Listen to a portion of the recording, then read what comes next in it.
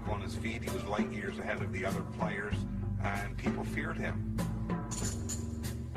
He was someone who would like to stick it in your liver, as we say, in the racket.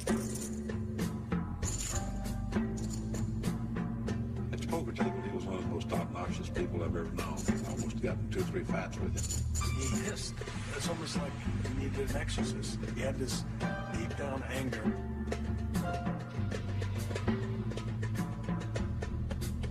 Away from gambling, he was totally a different person. He was the most gentle, caring. He just had the biggest heart. He was generous to a fault. Money just sifted through his fingertips just like sand through a timer. He would come in the house with rubber bands around $100 bills, and there'd probably be 20,000 in each, or 10,000, 10,000. He would supply the cocaine. At one time, he'd run in a huge rock, size it like a bowling ball.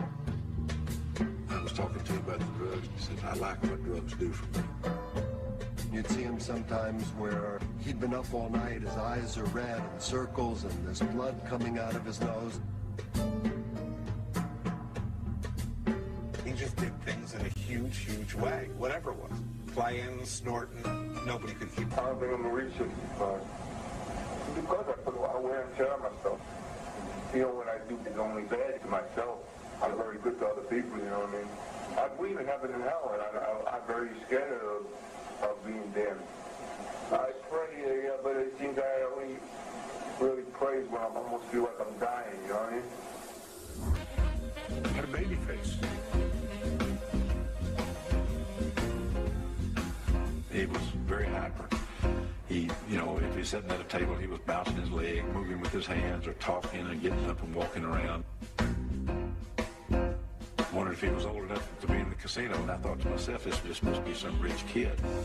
I didn't know that I was looking at the best in-room players that ever lived.